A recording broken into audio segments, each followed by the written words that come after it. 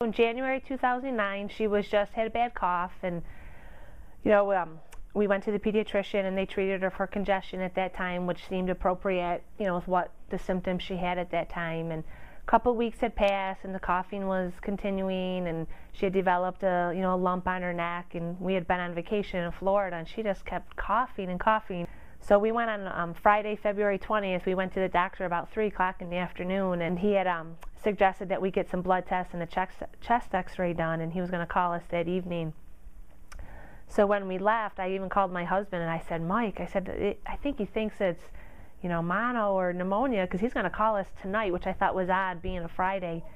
And sure enough, around 6:30, 6:45 that night, he called us to say that the chest x-ray showed, some spots on the lungs, and that he had spoken with the doctor at Strong, Dr. Korones, and they wanted to see us that night.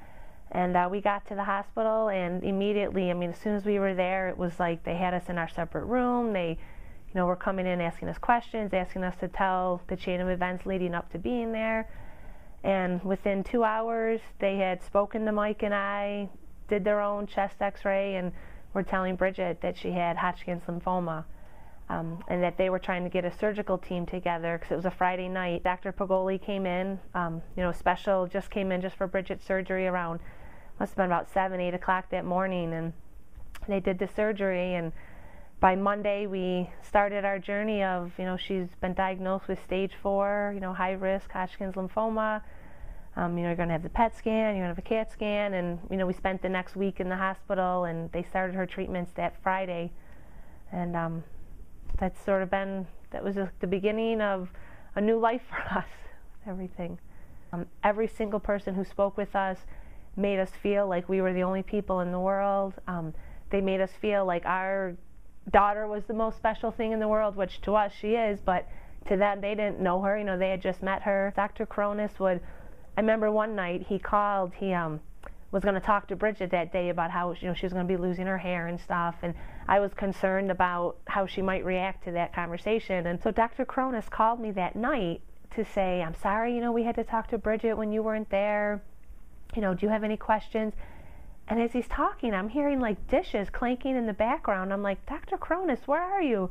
He's like, well, I'm at home, but I just wanted to, touch base with you. And I couldn't believe it, that here's this incredible doctor calling me from his home after his dinner to make sure I'm okay, that I wasn't there for a conversation he had with my daughter. It's just amazing, the attention that they gave to us. Here we have this world-class facility right here in our backyard, and again, you just sort of take it for granted. And now that we've experienced the professionals and the intelligence of these people that have taken care of our daughter and us, what they've offered to us has just been incredible. Because he gave Bridgette Bridgette, did I remind you it was curable? Like, he would always add that. I think that just gave her a sense of security and confidence that she never looked back. When Dr. Korones was treating Bridgette right at the start of her treatments, a doctor from Ethiopia, Dr. Asrat, was coming over to shadow him for a while here. And Bridgette said to Mike and I, probably like the next day, she said, how those people, our friends, want to raise money for us? She goes, can we give it to Dr. Asrat instead? And Mike and I looked at each other, and we were like, Bridgette, that's a great idea. We've been able to send over quite a bit of money to Dr. Asrat to buy chemo medicines for children over there. My daughter, here she is getting these, poisons into her body to kill another poison. Week after week, we're going up there. She's sitting there for hours and hours between the blood transfusions and the medicines. And her last day, she says, I'm going to miss this place. We're like, oh my gosh, that's how, just what a wonderful atmosphere it is up there.